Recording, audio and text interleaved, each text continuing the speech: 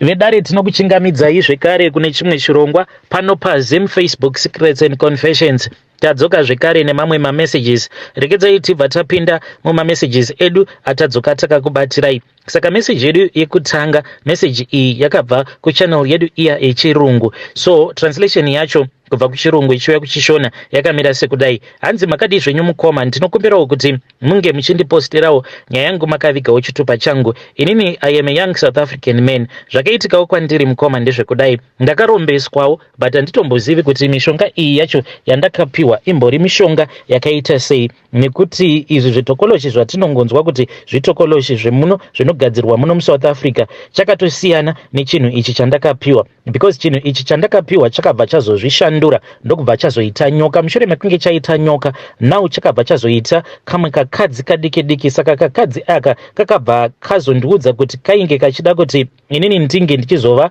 murume wako kweupenyu hwangu hwose, saka handitokwanisi kuti ndinge ndichidanana nevasikana, ende zvinhu zvekuti zvinondirwadza. So zvakaitika mukomana acho ndezvekuti inini ndainge ndiri munhu ainge achizviudza kuti nekudawo kwekuti vabereki vangu vainge vasina mari, vainge vari varombo, ndaiti kana ndikatarisawo munzvimbo iyo yandainge ndichigara ndaingoona varombo voga voga, ndichizviudza kuti my only way out of this poverty was if I was going to become the next biggest musician that was going to come out of South Africa. Inini hangu I am a rapper, ndinoitawo zve-hip hop, but as for now I don't care about music at all. But during those days ndainge ndichizviudza kuti music was my only way, my only hope to pull me out of poverty. But mukomana zvakazoitika ndezvekuti mulocation mandainge ndichigara mainge muine umwe murume uyo wandichati Alfred. Saka murume uyu ainge achigara neumwe mukadzi. Pose apa tainge tichitofungidzira kuti Alfred uyu ainge ari wemuno muSouth Africa, tisingatozivi kuti iye ainge achibva kuMozambique. Saka zvakazoitika ndezvekuti nemukadzi uyu vakati vapedza kuvaka imba pamba pemukadzi iyeye, then ndo patakabva tazoona munhu uyu adzingwa, ainge ava kungogara pagedhi apa. Mukadzi uyu ainge ava kutopinza zvikomba zvake pamba ipapo. Saka amai vangu munhu uya wekutoti mucommunity vainge vachitozivikanwa amai vangu kuti ivo vanobatsira vanhu vanotambura, ende vaiwanzokubatsira vanhu vanenge vachibva kuZim. Saka vakabva vazomutora murume uyu ndokubva vauya naye pamba, vakabva vazoenda naye kuseri kwemba, because tainge tisati tatombova nemabackroom ekuti tinge tichizoisa maloja. Vakabva vamuti ange achizongovaka chimukuku chake, saka akabva azovaka chimukuku, upenyu ndokubva watoenderera kumberi. But inini naye manje takazotanga kushamwaridzana, because ndaiwanzokuenda kumba kwake tichitaura. At that time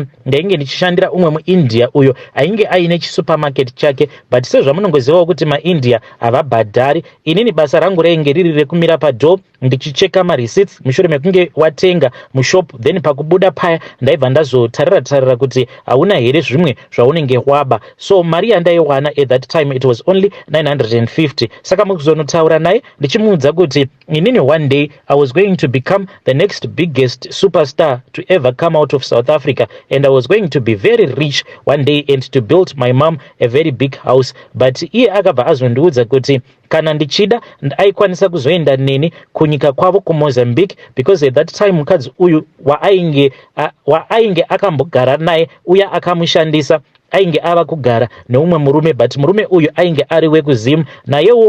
Naiyewo murume uya akazoshandiswa, because mushure mekunge murume uya azobatsira mukadzi uyu kuti ange achizotenga kombi, murume uya ndokubva azodzingwa. Saka iye akabva azotanga kuita nharo achiti tikufanira kuti tinge tichitengesa kombi iyi nekuti takaitenga tose, but mukadzi uya ainge achiwirirana nemataxi driver. Vakabva vauya ndokubva varova murume uya akabva atiza. Saka panguva iyoyo uyu murume ainge achigara pamba pedu, iye ainge achiti ari kuda kuenda kunogadzira mukadzi uyu waainge akambogara naye kunyika kwavo kuMozambique. Saka nekuda kwekuti taingogara tichingotaura, ndakabva ndati saka kana ndikaendawo kunyika kwenyu unokwanisa kundiwanirawo here a powerful traditional healer uyo anokwanisa kuzondipawo masimba kuitira kuti ndikwanisewo kuzova a very big superstar in my country. Ndokubva ati hongu, but painge pachidiwa mari. Saka iye akabva ati painge pachidiwa at least 3000 yekuzoenda nayo mumatare, but mari iyi yenge isiri yetransport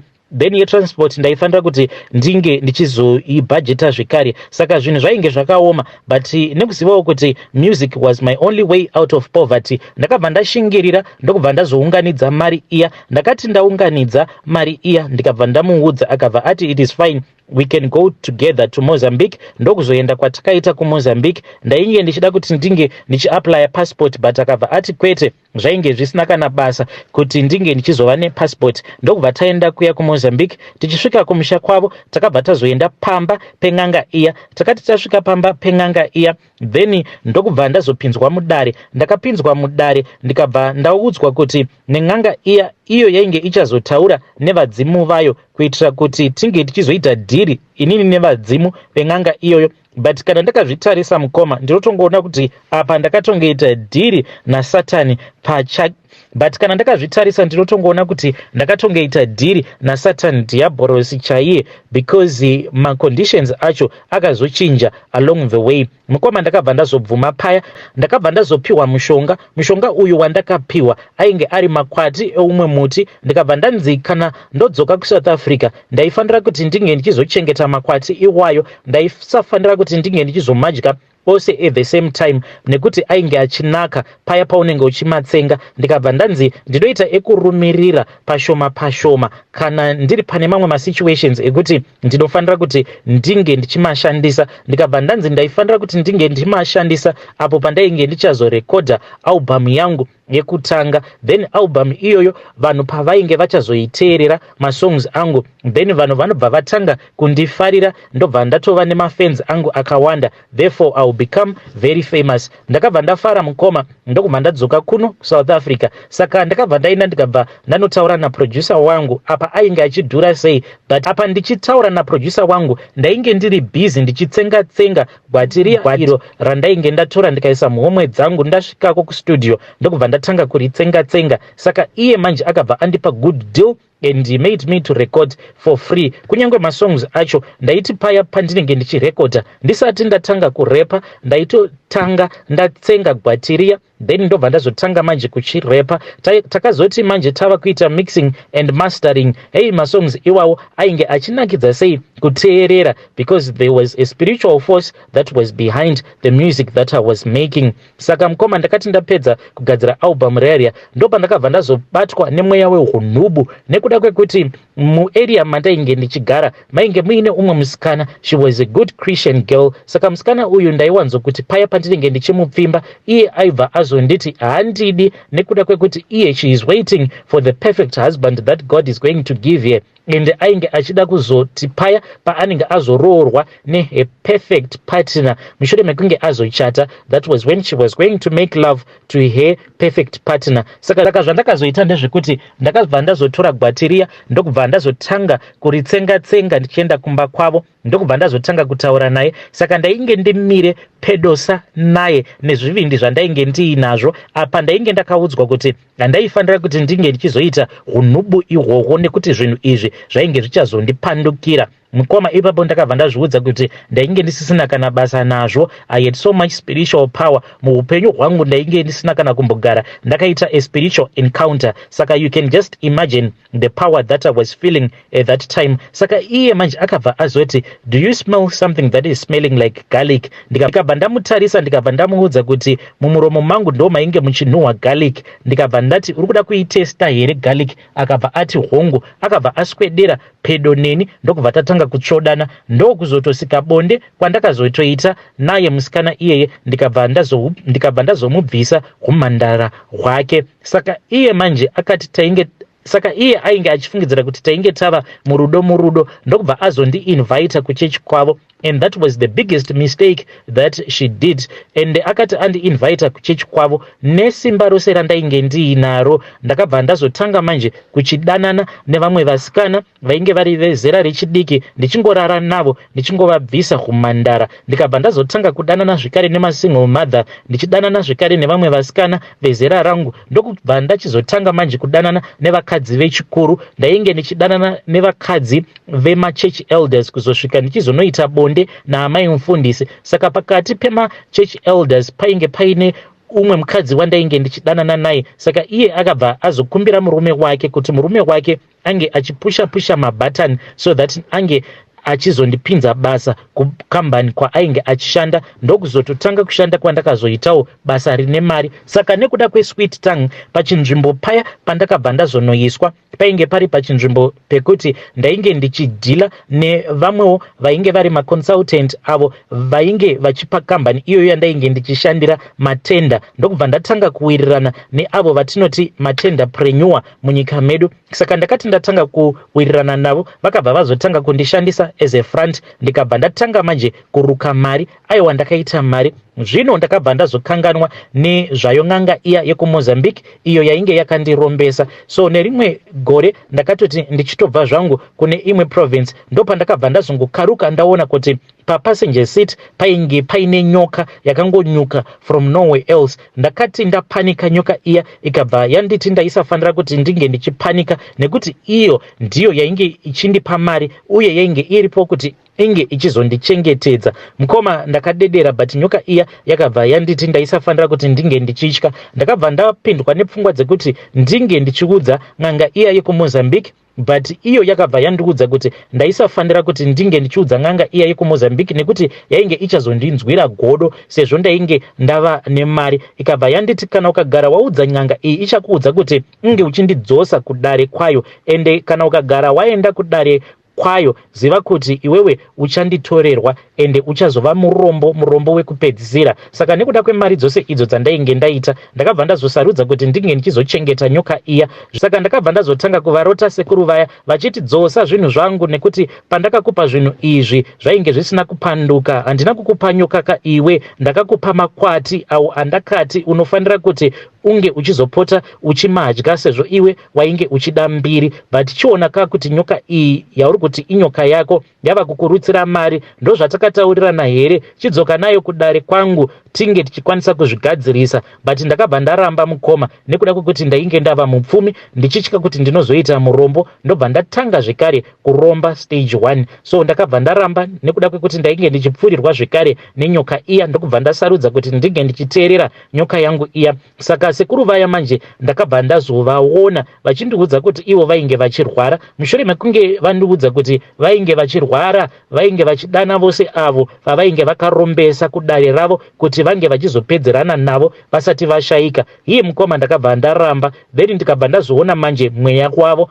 vakatouya vakaita sekunge chipoko kwandiri, ndokubva vandiudza kuti paya pavakambouya vainge vachirwara, but now vainge vasisiri mupenyu. Vainge vachida kuti ndinge ndichidzokerako kuMozambique, ndinge ndichienda kunotaurirana nevana vavo so that mweya uyu, mhepo iyi, nyoka iyi inge ichizozorodzwa, nekuti kumberi uko vakati yainge ichazonditambudza. But ndakabva ndapfurirwa nenyoka iya, ndokubva ndazoregedza kuendako kuMozambique. Sekuru vaya vakabva vazoregedza kupota vachiuya kwandiri. Zvino mukomana nyoka iyi yakazoshanduka, ndokubva yazoita kamunhu kadiki kakadzi. Ikabva yandiudza kuti sezvatainge tichingoita tichiita bonde, nekuti ndakazotanga kuita bonde nayo, nyoka iyi isati yashanduka yainge ine sikarudzi yemunhukadzi, but kumuswe uku ndokwainge kuine sikarudzi yacho. Saka ndaitoti paya pakunoita bonde nayo ndaitoibata, ndobva ndatopfekedzera sikarudzi yangu mairi nyoka iyoyo, but zvainge zvichizondirwadza. Ndaiti paya pandinenge ndapedza kurara nayo ndobva ndazotanga kunzwa kurwadziwa, but yakabva yazoshanduka, ndokubva yazoita kamukadzi kadiki. Saka iko kane godo kanondiudza kuti handifanire kuti ndinge ndichidanana nevanhukadzi, akadi kuti ndinge ndichijola. Ndiyowo nyaya yangu iyi mukoma. Mari ndinayo, but rugare chairwo handina. Hei vedari, ndo message iyo yandakatumidzirwa ichibva kuna mukoma vedu avo. Saka this was the narration of that message ndichibvisa kuchirungu. Please let us talk about this issue in the comment section. Rekedzai tibva taenda panyedu inotevera. Nyedu inotevera yakamira sekudai. Hanzi makadi zvenyu mukoma, ndinokumbirawo kuti muge muchindiposterawo nyaya yangu makaviga chitupa changu. Saka ndati ndichiteerera confession yomwe mukadzi uyo anga achiti akabatwa achiita bonde namadzibaba pane rimwe sowe ravo. Ndabva ndamunzwira tsitsi because iye anoratidza kuti achiri akatozara hutsi mumaziso iniwo mukoma, I went through that same situation, but I want to thank God because kudanana kwandakaita namadzibaba ivavo ndichichita murume wangu, even though my husband does not know this, but ndakabva ndazosanganawo naJesu and I can see kuti my life then changed. Zvakaitika kuti ndinge ndichizotorerwawo advantage namadzibaba ndezvekudai, murume wangu mushure mekunge atora license, saka pane zvainge zvava kunetsa like mhepo dzemadzinza, because tainge tichida kuunganidza mari kuti murume ange achidzokera kumusha, because tainge taudzwa kuti kwainge kuine imwe kambani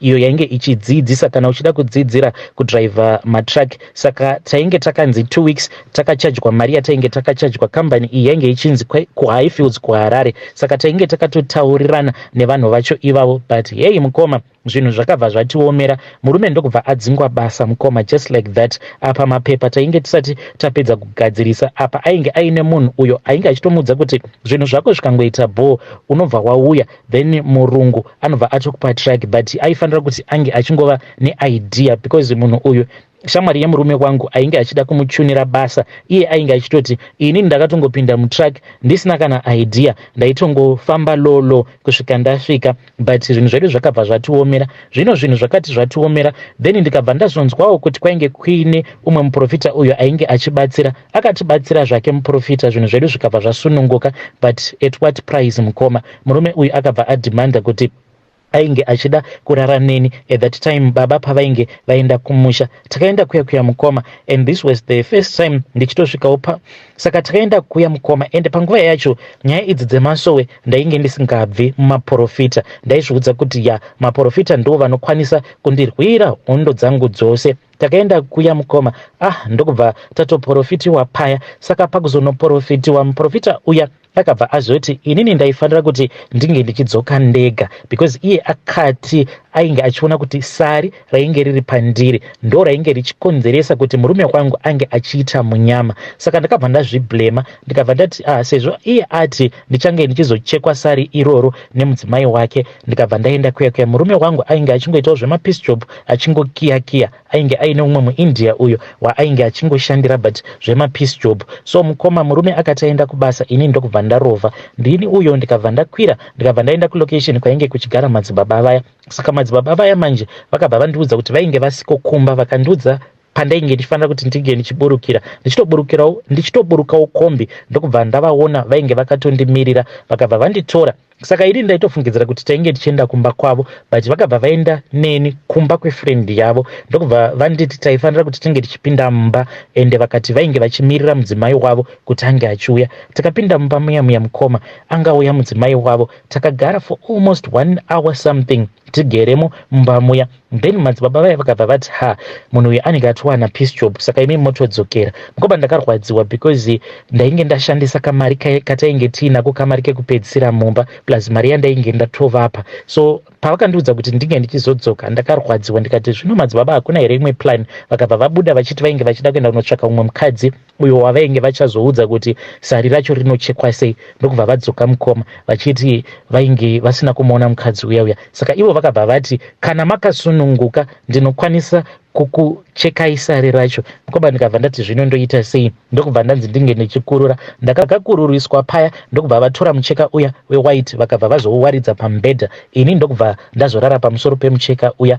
Ndainge ndatova musvo panguva yacho iyoyo. Ndokubva vatanga kurira nendimi. Mukoma vakarira nendimi, ndokubva vatanga kundibata-bata, vachindibata-bata vachiti mweya wainge uchitsvaka apo painge paine sari racho, hanzi mhepo iyo yainge ichikonzeresa sari. Mukoma ndakabatwa mazamu awa kusvika ndava kunzwa feeling, because vaita kumadzvanya-dzvanya vachimafanya-pfanya, vakabva vatanga kutenderedza minyatso yemazamu angu kusvika ndega ndava kunzwa feeling. Mukoma ndopandakabva ndazonzwa ruoko rwavo rwava kusikarudzi kwangu, chigunwe chavo chainge chatova musikarudzi mangu, vachiti ivo vainge vachitsvaka painge paine mhepo yacho. Vapedza kudaro mukoma ndokutoona munhu ava kutokurura nhumbi dzake. Ndikabva ndati ko muri kuitei apa? Vakabva vatoramba vachitorira nendimi vachitiita sekunge vainge vakabatwa nemweya mutsvene.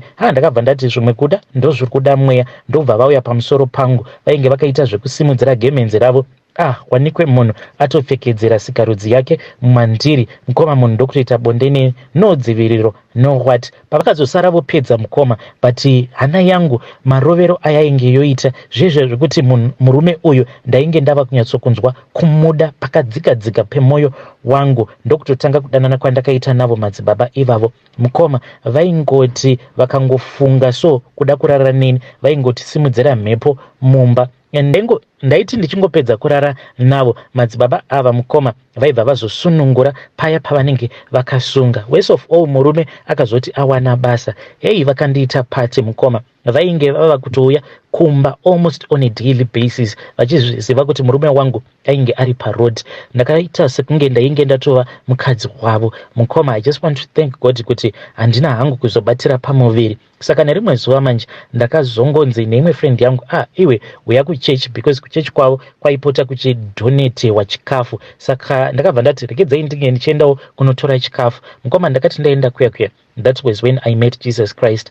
Pastor vakati vachingotongoparidza kudai, ndo pandakabva ndangotanga kungoyeredza misodzi. Apa ndaiti kana ndava kuyeredza misodzi ndaibva ndatsikitsira kudai, ndobva ndaita sekunge ndinenge ndichigadzirisa dress rangu ndisingade kuti vanhu vange vachiona kuti I was crying, because ivo vakabva vazongotanga kungoparidza about nyaya idzi dzekuti unenge uchihurira murume wako. And I felt as if pastor ava vainge vakatonangana neni, yet he did not even know me. That is how I found Christ and I gave my life to Christ. So I feel sorry for my sister uyo arikuti iye achiri kudanana navo madzibaba. Vana madzibaba ava I know them, uye I don't want anything to do with them anymore, because this guy mukoma ainge akabata upenyu hwangu neupenyu hwemurume wangu kudai. Kunyange pandakazomuramba akabva ati, unozviziva here kuti ndine chidhori chandakatumidzira star rako. If I want right now ndinochibaya chidhori ichocho netsono ukafa, kana kuti ndinokwanisa kungosunga sikarudzi yemurume wako. Then ndobva ndamuudza kuti iwewe ndiwe wakamusunga wotorambwa. But mukoma ndakanamata. I prayed as if I was a crazy woman. Kunyange murume wangu pandakamuudza kuti now hatiende kumasowe, he did not even understand what was going on. Ndiyo confession yangu mukoma, zvekare netestimony yangu. Vedare ndo message iyo yandakatumidzirwa ichibva kuna vanzvadzi vedu. Naimi zvakangoma hazvo vedu we. Please ngatitaurei navo vanzvadzi vedu ava mucomment section, asi ndo testimony yavo.